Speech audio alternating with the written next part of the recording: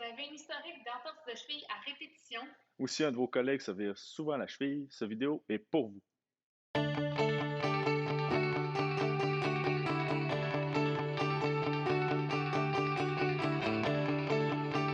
Bonjour, donc aujourd'hui on parle d'instabilité de cheville. Pourquoi on parle de ça? Parce que l'entorse de cheville, c'est la blessure la plus fréquente, c'est elle qu'on retrouve le plus souvent, malheureusement, dans nos cliniques au quotidien. Oui, en effet, ce qui explique le fait qu'on retrouve vraiment souvent cette pathologie-là, c'est que les gens se font une entorse de cheville une première fois, puis la prise en charge dans les premières semaines, dans le premier 6 semaines ou même le premier 3 mois, ça fait très bien habituellement, mais c'est plus par la suite que les gens ont de la difficulté à continuer ou à recevoir vraiment les conseils optimaux puis à suivre les conseils optimaux pour la suite, pour éviter les récidives. Donc, c'est vraiment de ça qu'on va parler aujourd'hui pour bien prendre en charge, éviter les récidives, parce qu'on sait en fait que l'instabilité de cheville peut venir causer de l'arthrose précoce si on fait trop d'entorses à répétition. Il y a d'autres pathologies aussi au niveau du cartilage de la cheville qui peuvent se produire. Il y a même aussi des déficits proximaux, c'est-à-dire au niveau du genou et de la hanche qui ont déjà été répertoriés ici. Donc, c'est vraiment important de la prendre en charge, étant donné que ça ne cause pas nécessairement de douleur à chaque jour. Les gens souvent font pas les traitements non plus. Donc, c'est vraiment une pathologie qui est sous-estimée par les patients même et par les professionnels de la santé, étant donné qu'il n'y a pas de traitement, de symptômes à chaque jour de cette pathologie-là, hormis le fait que certaines personnes sentent leur cheville instable ou une certaine Plus effet. lousse aussi, Ouais, des fois, exactement. Ouais. Puis quand on parle de chronique, là, on dit une entorse de cheville, j'ai une petite entorse, ça Mhm. n'a pas gonflé tant que ça. Jusqu'à quel point il faut selon toi, qu'on s'en préoccupe, admettons, de cette entorse chronique-là, si on veut. En fait, compte, on va parler d'instabilité chronique de la cheville, aussitôt que dans la même année, il va y avoir eu une seconde entorse qui va être arrivée, qui va s'être produite soit dans un sport ou même dans la course ou juste en marchant sur un trottoir, en ratant la bande de trottoir puis se virer la cheville. Ça va amener une tension au niveau du ligament. Surtout qu'on a un grade 1 en fait de l'entorse. Ouais, exactement. Puis c'est considéré comme une entorse de cheville. Quand on parle de grade 1, on parle bien sûr d'une entorse qui n'a pas saigné, donc il n'y a pas eu nécessairement de bleu, il n'y a pas eu nécessairement d'édème non plus, ça n'a pas gonflé ou quoi que ce soit. C'est quand même minime, si on veut, comme blessure possible.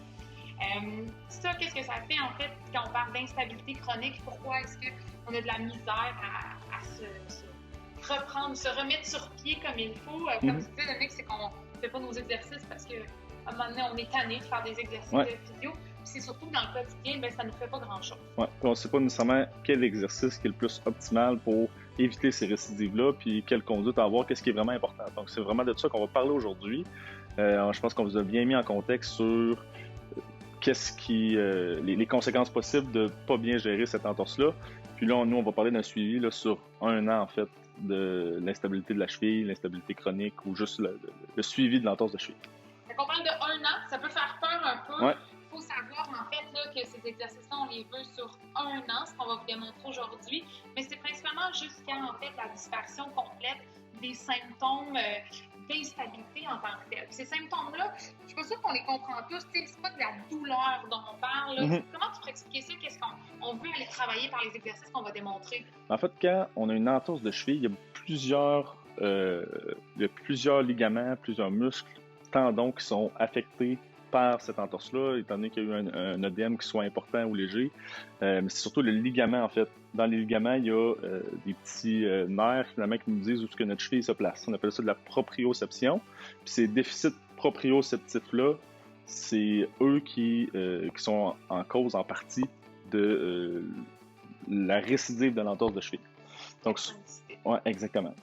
Je pense qu'on peut donner un test bien simple. En fait, la proprioception, si on veut l'expliquer, je veux dire en bon français, on se met en équilibre sur une seule jambe. C'est en partie ce qui me permet de rester en équilibre sur une jambe sans sentir un débalancement dans mon quotidien. Avec une partie musculaire, mais une partie aussi de la connexion, comme tu dis, entre les nerfs et le cerveau. Oui, exactement. Un autre déficit qu'on voit aussi, c'est qu'il y a une diminution de l'amplitude au niveau de la cheville, donc une diminution de la dorsiflexion de la cheville, qui est moins grande qu'avant l'entorse. Souvent, ça va être le membre opposé qu'on va pouvoir comparer pour vous suivre aussi l'évolution de l'entorse de cheville. Puis, même chose, les tendons fibulaires, les tendons à l'extérieur de la jambe, eux aussi sont s'activent moins rapidement chez une population qui ont eu une entorse de cheville, qui ont une instabilité de la cheville, versus une population qui n'ont pas eu d'entorse de cheville.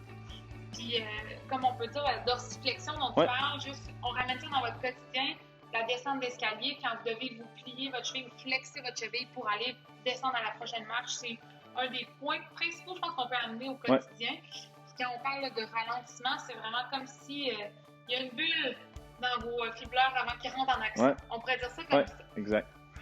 Un autre conseil aussi qu'on va donner, c'est de porter une chevillère, une ASO ou une chevillère lacée dans les activités avec des changements de direction ou potentiellement traumatiques. On parle de football, basketball, à la limite tennis avec changement de direction. Course en trail aussi, hein, course en trail avec les obstacles, je pense qu'on peut le rentrer là-dedans. Exact, course en trail.